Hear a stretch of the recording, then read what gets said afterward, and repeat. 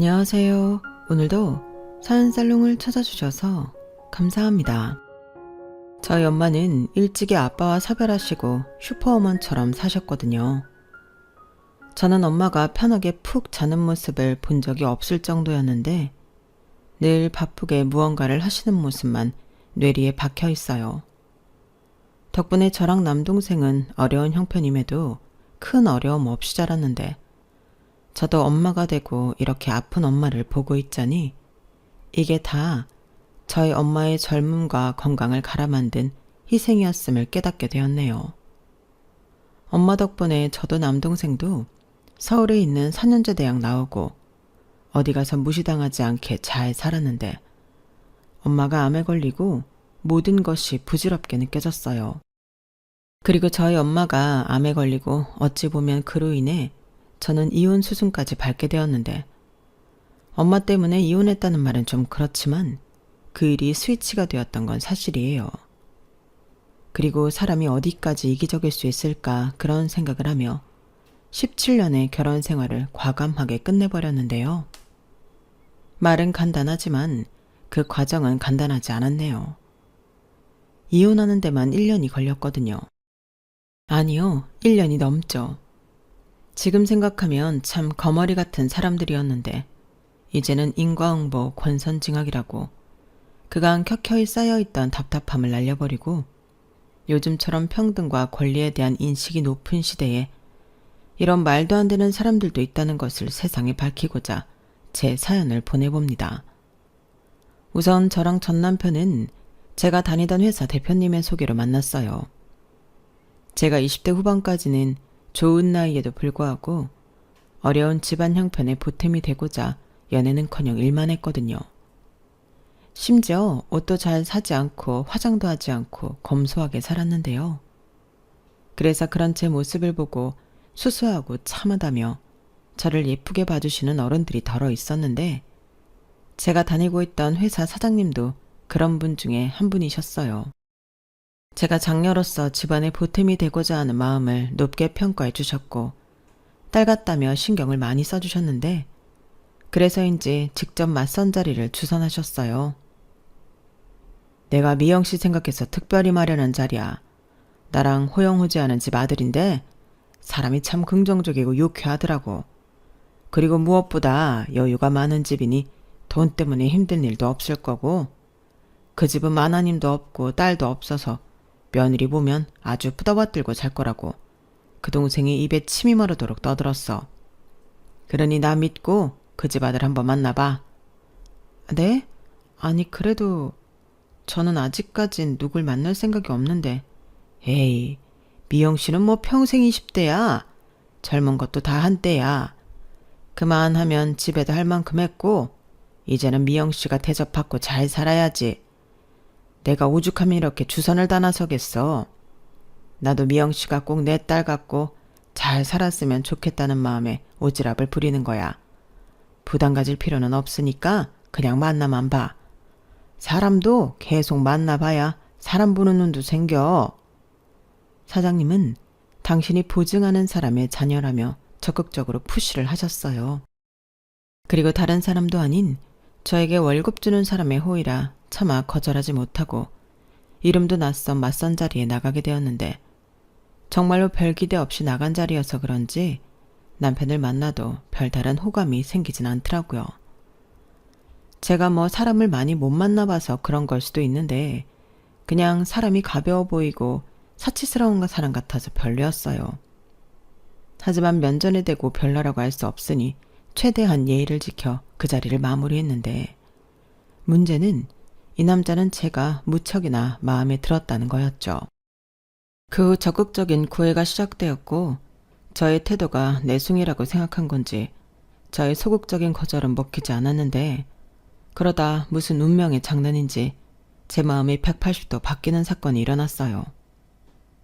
제가 퇴근길에 교통사고를 당하게 되었는데 정신을 차리니 남편이 제 간호를 하고 있더라고요.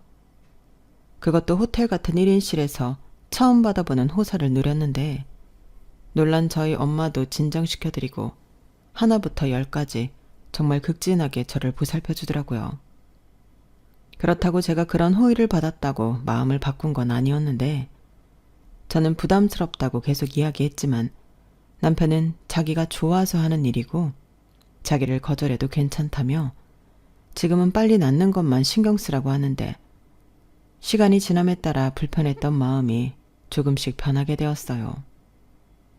그저 가볍고 고생이라는 걸 몰라 철없는 도련님이라고 생각했는데 사람이 꼬인 게 없고 순수하며 사장님 말처럼 긍정적이고 유쾌한 사람이더라고요. 그래서인지 병원에 있는 건데도 하나도 지루하지 않았고 처음 받아보는 공주 대접이 어쩐지 어색하긴 했지만 싫지 않은 것이 사실이었는데요. 결정적으로 남편이 저희 가족에게도 세심하게 신경 써주는 모습이 너무 좋았어요. 제가 입원하고 여러모로 걱정이 많았을 저희 엄마에게 걱정할 거 하나도 없다며 오히려 저희 엄마가 병원에 오실 때마다 직접 나가 마시는 음식도 사오고 또 돌아가실 때는 직접 차로 모셔다 드리는 정성을 보였는데 내 가족에게도 저리 잘하는 사람이라면 제대로 만나보고 싶다는 생각을 갖게 되었어요. 원래 사람은 자기 자신이 가장 나약할 때 옆에 있어 주고 도와주는 사람을 잊지 못하잖아요. 그래서 퇴원을 앞두고 이젠 저 사람과 하루 종일 같이 못 있는다는 사실이 어쩐지 서운해졌는데 저희의 만남의 시작은 그 마음부터가 시작이었죠. 마음이 바뀌니 그 사람의 모든 것이 달리 보였거든요. 그리고 저는 늘 돈이 무섭고 공기나 물처럼 살기 위해 필요한 거라고 생각했는데 남편을 만나고 나서는 돈이 즐거운 시간과 행복한 추억을 만들어줄 수 있다는 것을 깨달았어요.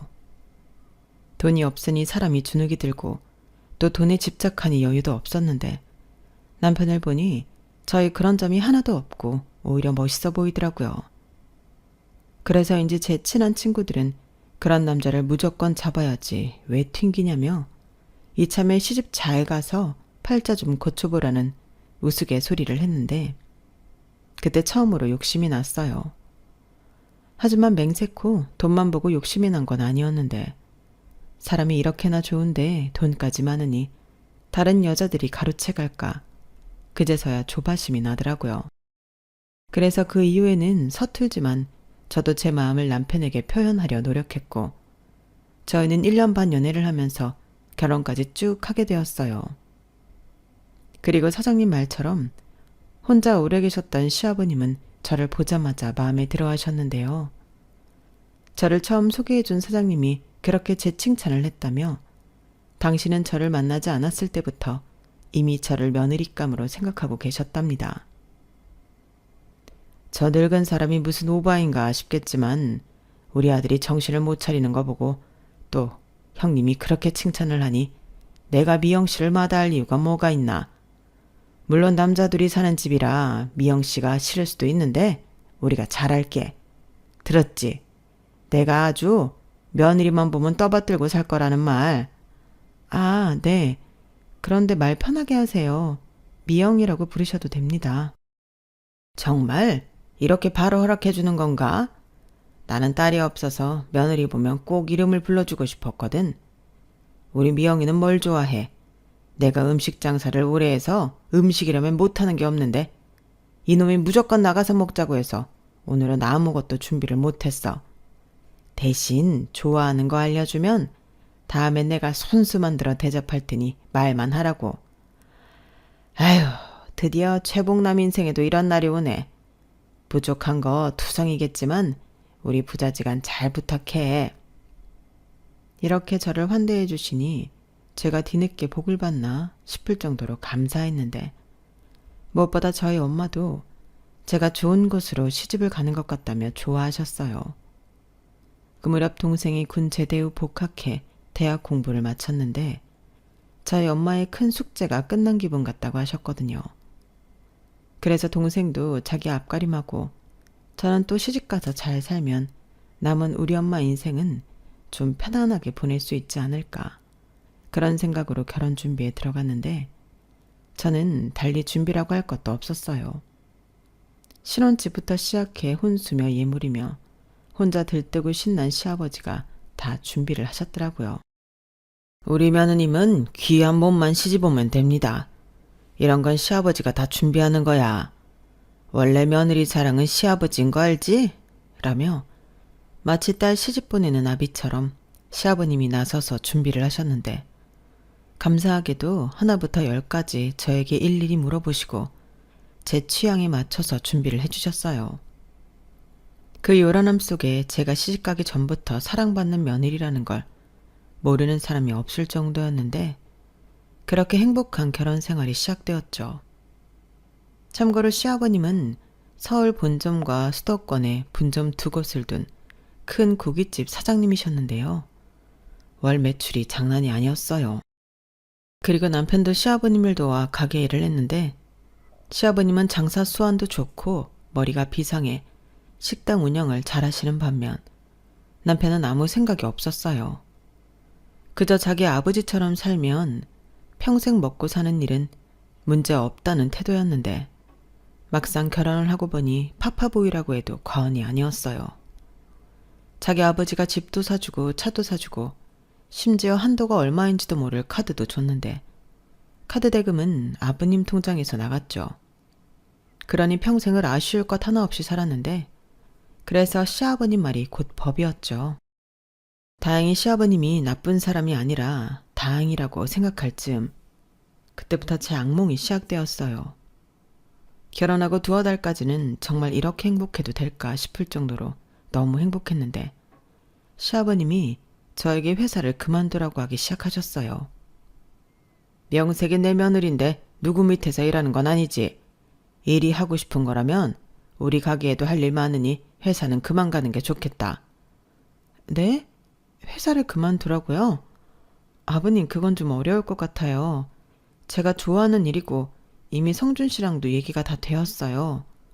그리고 저는 가게 일 경험도 없어서 가게 일은 자신도 없고요. 너 지금 네 시아비가 잘해준다고 내 말에 토를 다는 거냐? 나는 너한테 물어보지 않았어. 회사를 그만 가라고 했지. 잔말 말고 회사 그만두고 틈틈이 가게 일 배우면서 애 만들 생각이나 해라. 손이 귀한 집이야. 너도 시집 왔으면 네 본분을 해야지. 아버님은 미소 띤 얼굴로 저런 무서운 말을 아무렇지 않게 하셨어요. 그리고 저의 그 어떤 말도 드릴 생각이 없으셨는데 답답하고 억울한 마음에 남편한테 말을 하니 남편이 진짜 어이없는 말을 하더군요. 자기야, 우리 아빠가 평상시에는 다 해주고 아무 말 안 하지만 일단 무슨 얘기를 했다 치면 그건 곧 법이야. 물론 자기가 일 계속 하고 싶어 한다는 건 내가 잘 알고 있지만 이제 와서 어떡하겠어.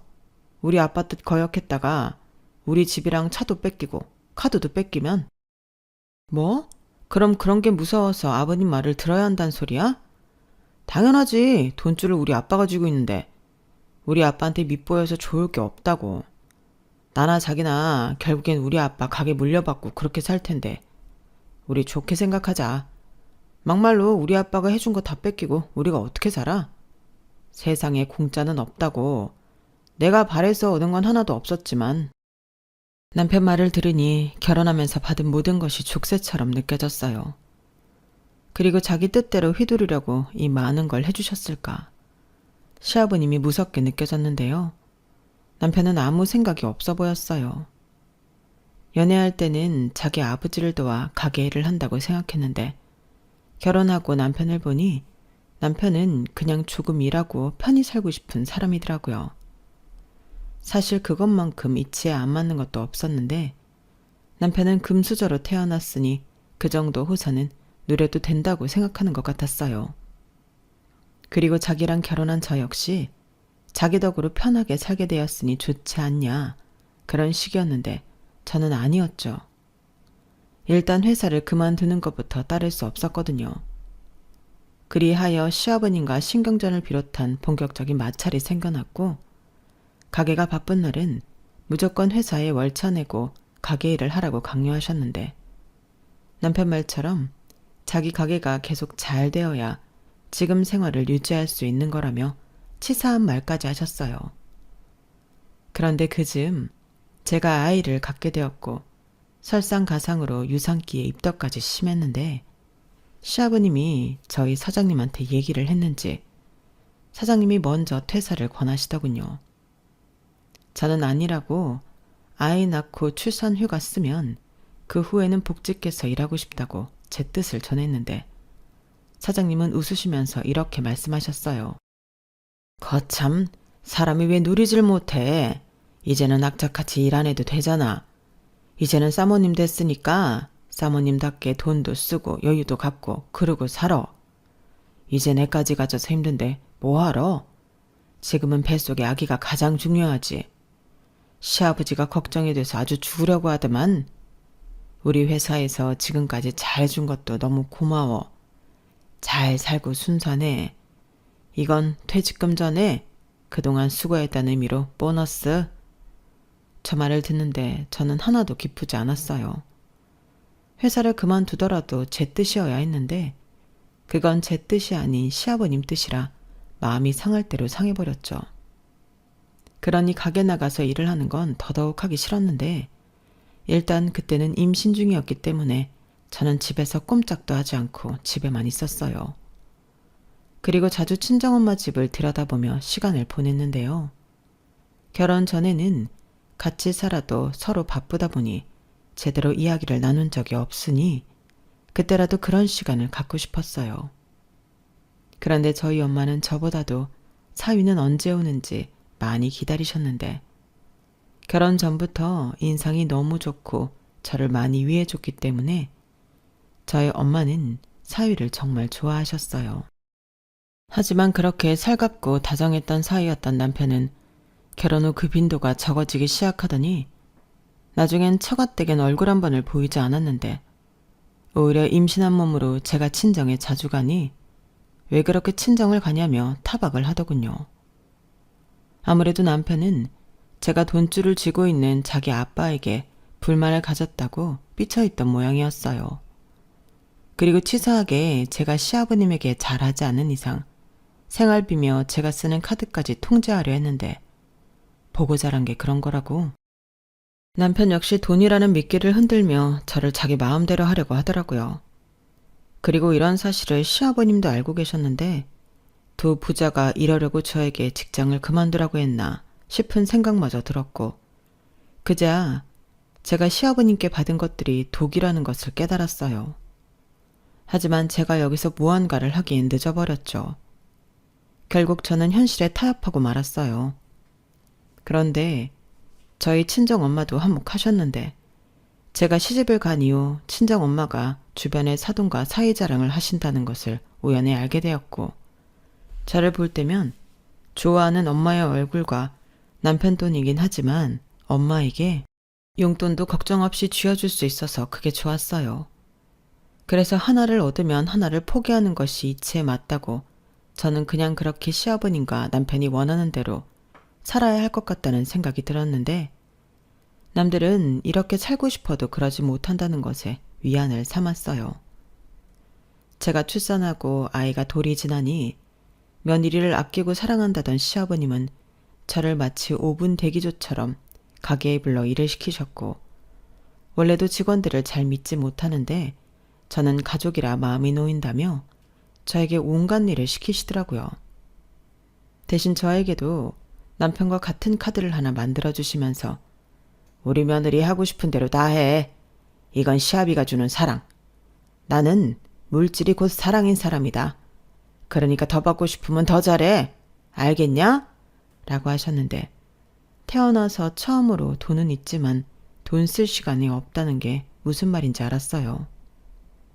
남들 눈에는 제가 시집 잘가 팔자를 바꾼 신데렐라였는데 현실은 시아버님의 하수인이었죠. 하지만 돈 걱정하고 살던 옛날에 비하면 천국이라는 건 사실이었기 때문에 저는 그저 제 가족의 행복만을 바라며 현실에 점점 수긍하고 적응하며 살았는데요. 그러다 보니 일은 남편이 아닌 저에게만 몰렸어요. 남편이 좋은 성격과는 반대로 일머리도 없고 일을 잘 하고자 하는 의지도 없었거든요.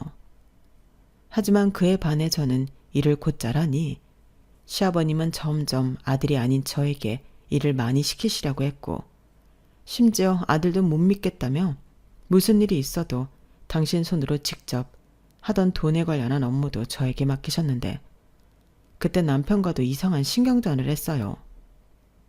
우리 아빠가 진짜 매출 관련 서류랑 은행 업무를 같이 하자고 했다고? 거짓말. 그건 나한테도 오픈하지 않은 거야. 그래서 나는 아버지가 돈이 얼마나 있는지도 모르는데 그걸 지금 친자식인 내가 아닌 며느리한테 오픈한다고? 왜 열을 내? 내가 그렇게 해달라고 한 것도 아닌데. 난 그냥 아버님이 시키는 대로 할 뿐이야. 언제는 그렇게 하라며? 돈줄 쥐고 있는 사람이니 잘 보여야 한다고.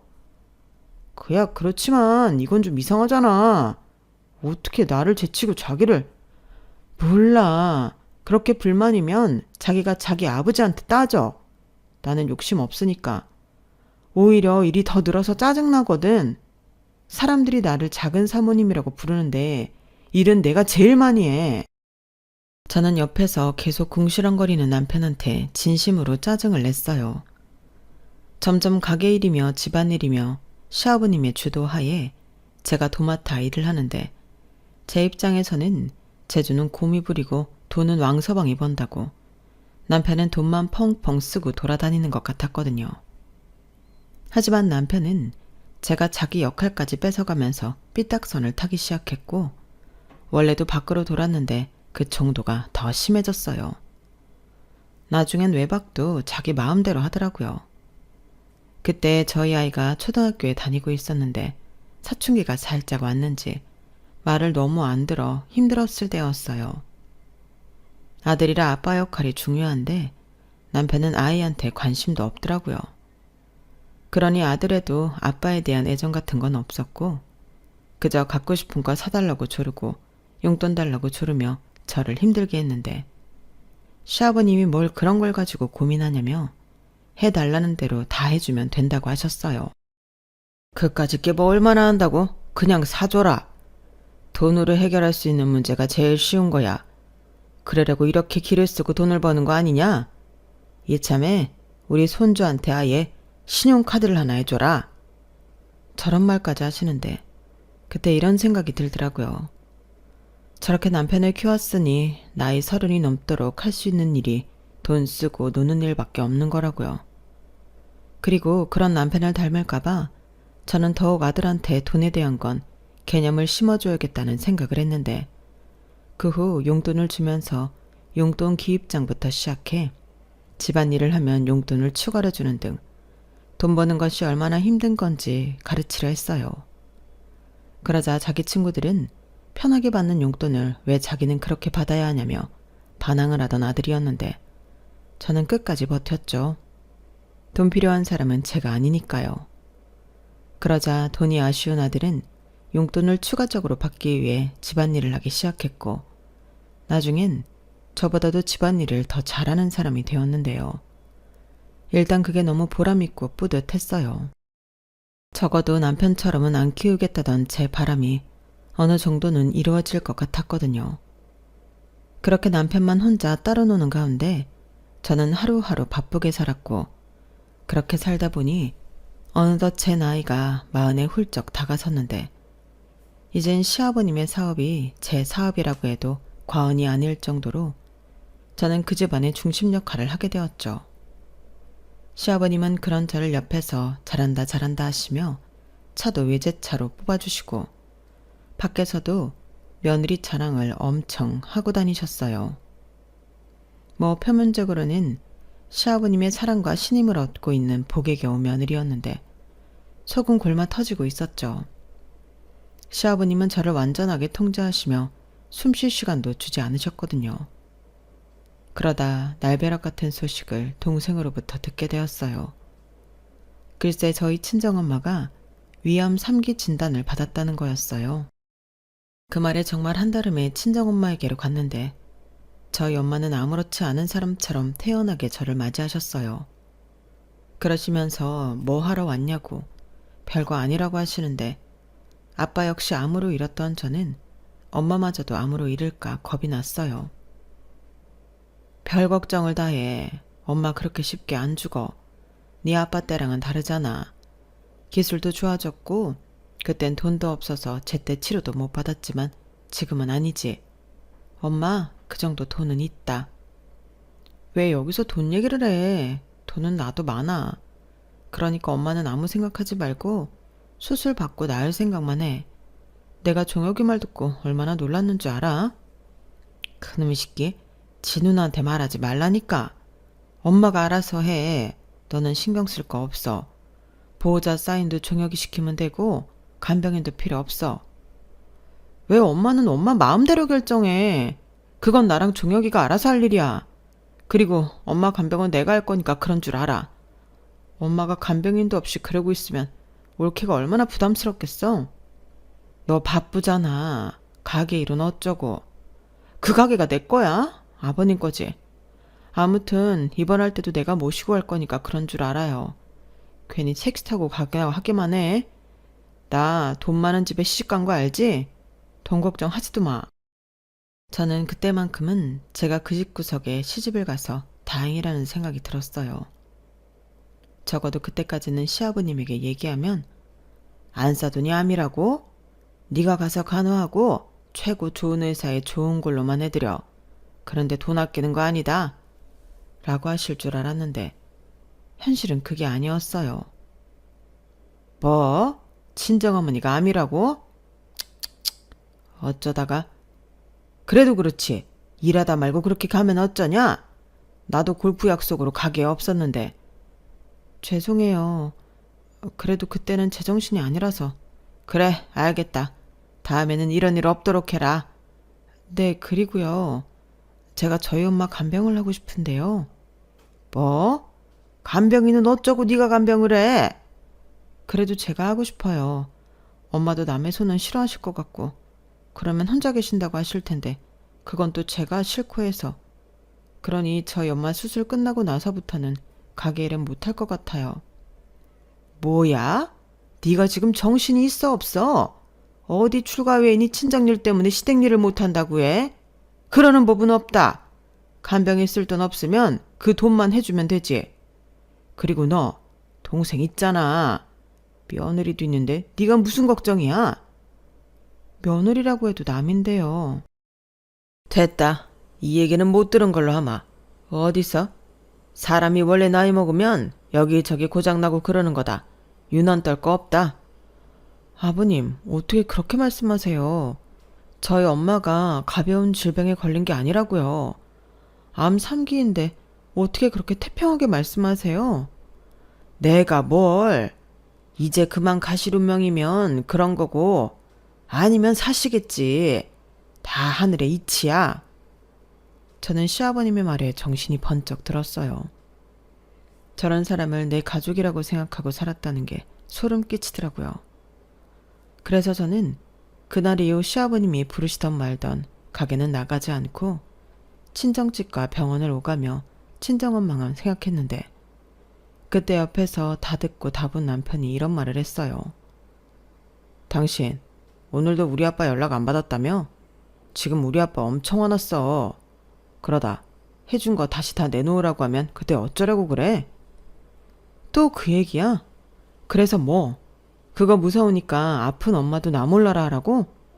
누가 나 몰라라 하래. 간병인 쓰라고. 그냥 우리 아빠가 시키는 대로 하면 다 편해지는데 왜 괜히 반기를 들어서 우리 아빠 심기 건드리고 나 불안하게 해?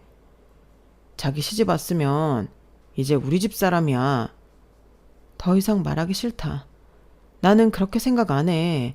전에야 자기 말대로 내가 가게 일 돕고 아버님 도우면 우리 식구 편하게 살 수 있으니까 그렇게 했는데 이건 다른 문제라고. 자기는 아버님이 암에 걸리면 신경 안 쓸 수 있어? 아, 자기는 그럴 수도 있겠지. 자기는 아버님 아들이니까. 근데 나는 아니야. 저는 가뜩이나 예민한 가운데 남편이 저런 정신 나간 소리를 하니까 너무 화가 났어요. 아무리 돈이 좋아도 그렇지 어떻게 저런 말을 할 수 있나. 저런 남자와 가족이라는 게 참을 수 없이 싫었는데 그렇게 저는 시아버님과 남편에게 공공의 적이 되었죠.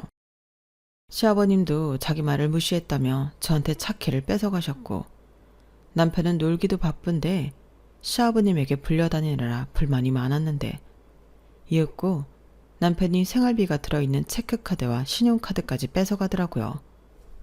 진짜 뭐 이런 치사한 사람들이 다 있나 싶었는데 이 사람들이 모르는 게 하나 있었어요. 저는 충분히 이런 날이 올 수 있다고 생각했거든요. 그래서 오랜 시간 조금씩 비상금을 만들어 제 계좌로 갖고 있었는데 그 돈을 쓸 때가 되었던 거죠. 그래서 저는 문제 부자지간의 치사한 행태에도 굴하지 않고 아이의 짐을 챙겨서 친정엄마가 입원한 병원에 머물렀는데 아들아이한테도 사정을 얘기해뒀어요. 다행히 아들애는 엄마 손이 많이 필요하지 않은 나이고 또 엄마의 상황이 어떤지 알고 있어서 저는 마음 편히 친정엄마를 돌봐드렸는데 시아버님에게 연락이 오더군요. 그래, 안사돈은 좀 어떠시냐? 그렇게 가족들 다 내팽개치고 친정엄마한테 매달려 있으니 좋으냐? 내가 가진 거 하나도 없고 내세울 것도 하나 없는 너를 얼마나 예뻐했는데 나를 배신해? 아버님, 배신이라뇨. 그리고 자식이 부모가 아프면 돌봐드리는 게 당연하죠. 애당초 아버님이랑 그이가 저희 엄마가 아프신데 저한테 그러실 줄 몰랐어요. 저는 자식된 도리를 할 뿐입니다. 그래, 너는 자식된 도리라고 하면서 며느리 도리는 하지 않은 이기적인 아이구나. 그래도 내가 사람이 모질지 못해서 기회를 줄 테니 다시 가게 나와서 일도 하라. 지금 내 가게가 엉망진창이야. 내가 다시 차랑 카드 주마. 아버님, 진짜 계속 이러실 거예요? 제가 그깟 차랑 카드에 마음 바꿀 것 같아요? 이제 수술도 끝났고 네가 그만큼 했으면 나머지는 동생 내외가 해도 되잖아. 너 내 가게 망하면 너도 가진 거 다 내놔야 해. 저 말까지 듣는데 머리가 맑아지는 것 같았어요. 이런 썩어빠진 생각을 하고 있는 사람에게 그만 놀아나고 싶더라고요. 아들아이도 이젠 제법 컸고 돈이야 당연히 아쉽지만 이런 대우를 받으며 받고 싶은 돈은 아니었기에 이혼할 결심을 했는데 그 후로 보름 정도가 지났을까? 남편이 울면서 연락을 했어요. 우리 아빠 간암이래. 얼굴이 자꾸 노래지는 게 이상해서 검사를 받았는데 그게 황달 증상이었고 벌써 암이 많이 진행돼서 이식자를 찾아야 할 판이야. 자기야, 지금 장모님이 급한 게 아니야. 급한 사람은 우리 아빠라고. 내가 다 잘못했어. 그러니까 제발 우리한테 돌아와. 남편은 거의 오열하듯이 말했어요. 그리고 이혼 생각은 있어도 시아버님이 아프다고 하니 더는 외면할 순 없어서 일단 집에 가봤어요. 그러자 시아버님이 저희 집에 계셨고 얼굴을 보니 예전과는 확실히 다르시더라고요. 왔니? 너는 내가 죽는다는 소리가 들려야 움직이는구나. 나 내일 입원이다. 그러니 너도 준비해. 네? 제가 뭘 준비해요? 당연히 너도 나랑 같이 병원에 들어가야지. 친정엄마한테는 그렇게 하더니 왜? 시아버지한테는 못하겠냐? 아니, 이 사람도 있는데 제가 아버님을 간병해야 하나요? 여러모로 불편하시죠? 아니, 나는 쟤보다 네가 편하다. 네가 편하니까 가게 일도 너한테 맡기고 그런 거지. 내가 가게를 오래 비울 수 없어서 빨리 준비하느라 돈을 많이 썼어. 시아버님은 친척들을 수소문해서 간이식을 받기 위해 꽤 큰 돈을 썼다고 하셨어요. 타인에게 이식을 받는 건 불법이라 가족 중에 찾고 또 적합검사하고 애가 많이 타신 듯 했는데 당신보다 5살 많은 친척 형님이 수술을 해주신다고 해서 아는 의사에게 부탁해 급히 수술을 잡았다고 하시더라고요. 그리고 자기는 무슨 일이 있어도 며느리 수발을 받을 거라며 저더러 준비하라고 하시는데 저는 싫었어요. 이미 이혼할 생각도 했고 아들이 버젓이 있는데 왜 내가 시어머니도 아닌 시아버님 병수발을 드나 생각만 해도 너무 싫더라고요. 그래서 말했죠. 아버님, 저는 그럴 수 없어요. 일단 어머님도 아닌 아버님 수발을 들 자신이 없고요. 아들은 이 사람도 안 하는 걸 왜 제가 해야 하죠? 차라리 아버님 병원에 계시는 동안 가게 일을 할게요. 뭐야? 너는 지금 시아비가 큰 수술을 앞두고 아프다고 하는데 그걸 핑계라고 하는 거야? 내가 사준 집에서 편하게 살고 내가 준 돈으로 떵떵거리고 살았으면서 이제 와서 못하겠다? 저런 양심도 없는 것을 봤나? 그래 자기야, 자기 진짜 염치 없다. 우리 아빠 덕에 편하게 살았으면서 어떻게 그래? 장모님한테는 그렇게 극진하더니 시아버님이라서 싫다고? 자기 그런 여자였어? 잔말 말고 짐 싸. 남편은 뭘 잘했다고 저한테 대려 큰 소리를 쳤어요. 자기 아버지가 옆에 있으니 아주 기세등등하더군요. 하지만 저는 눈 하나 깜짝하지 않았어요.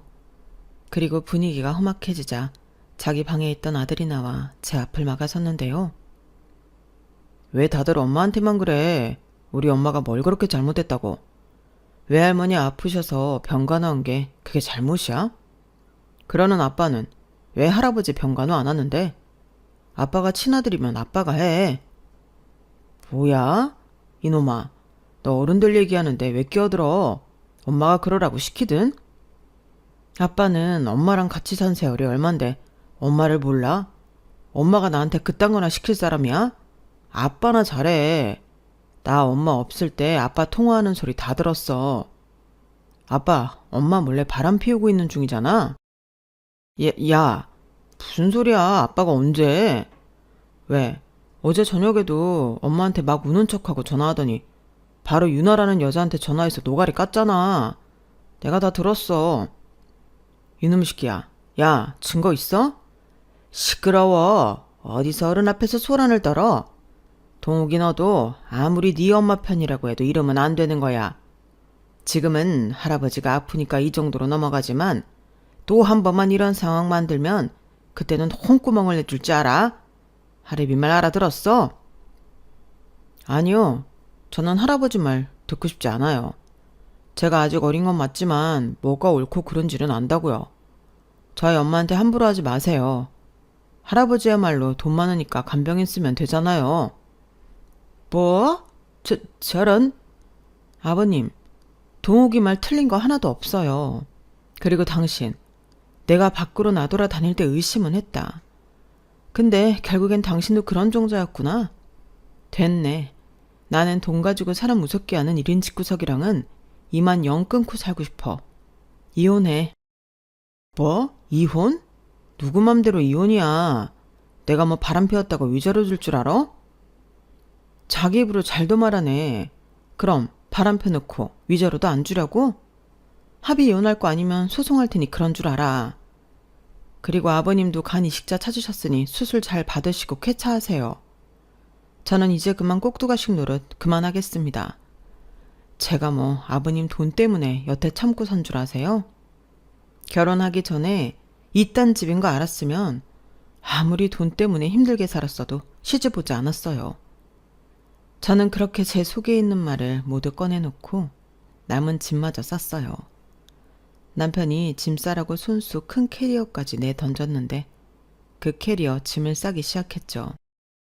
그리고 아들 아이 역시 이런 집에 엄마도 없이 살고 싶지 않다며 짐을 쌌는데 이런 말 유치하고 이상하게 들릴 수 있겠지만 아들아이가 든든했어요. 적어도 제가 아들은 남편처럼 키우지 않아 다행이라는 생각이 들었죠.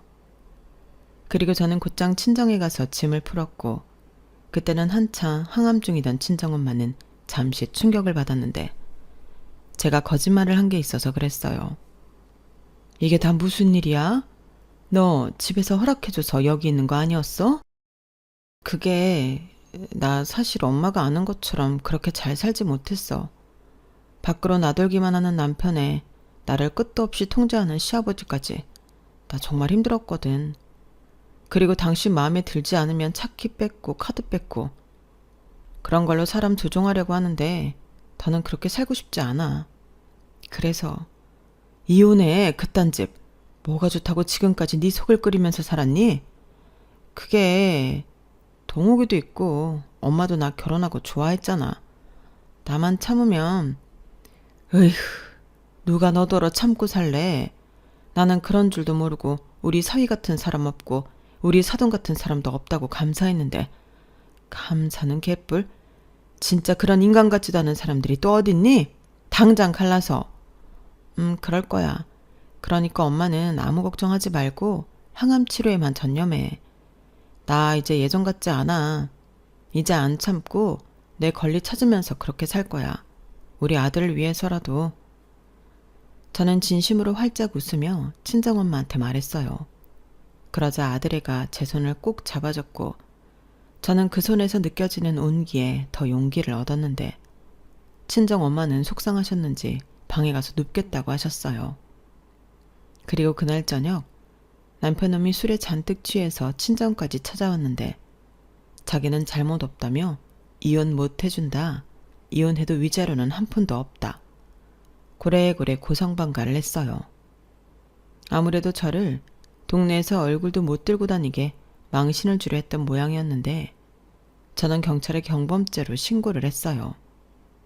그러자 경찰차가 곧 도착해 남편을 끌고 갔는데 그 후로도 몇 번이나 같은 짓을 하더라고요. 어차피 이혼할 생각이라 그런 것들을 차곡차곡 이혼 증거로 갖고 있었고 저는 곧장 이혼 소송을 준비했죠. 그러니 저에게 시아버지의 암 수술 따윈 안중에 없었는데 그 점이 시아버님에게는 용납될 수 없는 부분이었나 봅니다. 이식 수술 후에도 계속해서 입원 치료가 필요했던 시아버님은 어떻게 내가 아픈데 이혼을 한 해 만에 하고 있냐며 난리가 나셨어요. 하지만 저는 이혼하면 남인 것을, 시아버님의 불효령을 무서워할 이유가 없었고 따라서 전화도 받을 필요도 없어 시아버님 번호를 차단했는데 남편은 상황이 달랐죠. 아주 죽을 것 같은 얼굴이더라고요. 그리고 한 번은 멀쩡하게 저를 찾아와 무릎까지 꿇고 나 그 여자랑 정리했어. 그리고 앞으로 자기가 하라는 대로만 하고 살게. 그러니 이혼 소송은 그만하고 우리 예전처럼 셋이 잘 살자. 근데 지금 우리 아빠 병간해줄 사람이 없어. 자기만한 사람이 없다고. 그러니까 자기가 좀 해줘. 일단은 아픈 사람부터 구해야 하잖아. 라고 정신 나간 소리를 했는데 어이가 없으니 웃음밖에 나오지 않았어요. 예전처럼 셋이 잘 살자고? 우리가 잘 살았던 적이 언제였는데? 나는 기억이 전혀 안 나는데 당신은 아닌가 봐? 아니다. 다른 여자랑 착각한 건 아니야? 자기야, 동욱이 엄마. 우리 아들 이름 입에 올리지 마. 당신이 그러고도 우리의 아빠야? 자기가 그랬지. 아버님이 돈줄을 쥐고 있으니 잘해야 한다고. 근데 그게 내 눈에는 어떻게 보였는 줄 알아? 부자지간이 아니라 꼭 주인이랑 주인 똥개 같더라. 야, 사람을 뭘로 보고. 뭐? 똥개? 너 말이 너무 심하지 않아? 안 심해. 똥개한테 똥개라고 하는데 뭐가 심해? 그리고 용서를 빌려오면서 나더러 자기 아빠 병간호를 하고? 머리에 뇌가 있긴 하니? 내가 그 짓을 할 것 같아? 나는 싫다고. 아픈 사람부터 구하자고? 근데 너는 왜 우리 엄마 아플 때 외면했어? 아니지, 이건 외면이 아니라 나더러 가지 말라고 했으니 더한 짓이지. 그거야, 나도 우리 아빠가 암에 걸릴 줄 몰랐지. 그래, 그랬겠지. 사람이 한치 앞을 볼 수 없는데 나는 아쉬운 소리 안 할 줄 알고 그랬겠지. 그래서 더 싫은 거야. 당신이랑 당신 아버지 인성 밑바닥을 다 봐서. 그동안 참고 산 것도 열심히 후회하고 있으니까 사람 그만 긁어. 나 참. 그래, 이혼해. 내가 뭐 그러면 무서워할 줄 알아? 가진 거 하나도 없고 불쌍한 거 착한 거 하나만 보고 결혼해줬더니 네가 뭐라도 되는 줄 알지? 너 나랑 이혼하는 순간부터 다시 거지 되는 거야. 결혼 전에 네가 어떻게 살았는지 까먹었냐? 까먹었어. 그래서 다시 예전처럼 살려고. 내가 그땐 돈만 없을 뿐이지 참 사는 게 보람 있고 즐거웠거든. 내가 돈 때문에 너랑 결혼했다고 생각하는 거지? 그래, 그랬다고 쳐. 그럼 지금은 왜 여전히 돈 많은 너랑 헤어지려고 하는 걸까? 우리 이제 같은 마음이니까 하루라도 빨리 헤어지자. 그렇게 이혼 소송이 시작되었어요. 같은 마음이니 합의 이혼했으면 좋았겠지만 병든 시아버지 간병하기 싫어 이혼하는 여자한테 위자료는 한 푼도 못 준다고 남편도 소송으로 대응하더라고요. 하지만 제가 바보도 아니고 제가 시댁 가게에 가서 남편 대신 일하고 또 받았다가 뺏겼다거를 반복하며 지낸 모든 것이 문자와 통화로 증거로 남아 있었는데 저도 지지 않을 자신이 있었어요. 제가 참고 현실과 타협하며 살아온 시간에 대한 보상은 제대로 받고 싶었거든요. 거기에 장모가 암에 걸렸음에도 친정을 가지 말라고 하던 남편과 시아버님의 비인간적인 태도에 대해서도 저는 결혼을 지속할 마음이 없다는 걸 피력했는데 모든 것이 저에게 유리한 쪽으로 흘렀어요. 게다가 남편 입으로 자백한 외도는 제가 친정엄마를 보살펴드리는 동안 일어난 일로 그걸 아들애가 알고 있었다는 점 또한 저에게 유리했는데 그렇게 상황이 흘러가니 병석에 있던 시아버님이 다른 번호로 저에게 연락을 하시더군요. 제가 당신 번호를 차단했다는 걸 알고 계셨나 봐요. 나다. 우리 못난 아들한테 얘기 들었다. 그래, 네 입장에서는 서운하고 화날만 했지. 알겠다. 내가 잘못했어. 그러니 네가 우릴 좀 용서해 주렴. 이제 너 없이 우리는 예전처럼 살 수가 없다. 가게일도 그렇고 저 철없는 아들놈도 그렇고 네가 있어야지. 네가 우리 집 기둥인데. 내가 내 가게도 너한테 넘겨주려고 했다. 그래서 그렇게 일 시킨 거야. 널 후계자로 생각했으니까. 그러니 모진 마음 풀어내고 우리 다시 화목한 가족으로 돌아가자. 저런 말을 하는데 그냥 대꾸하고 싶지도 않아서 무시했어요. 포장 좋게 얘기하셨지만 결국은 다시 예전처럼 저더러 찍소리하지 말고 살라는 소리잖아요.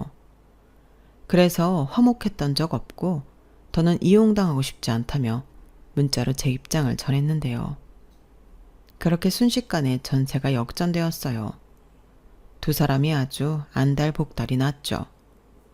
그리고 이렇게 말하면 저도 똑같이 나쁜 사람 같은데 시아버님이 병원에 있어서 다행이라고 생각했어요.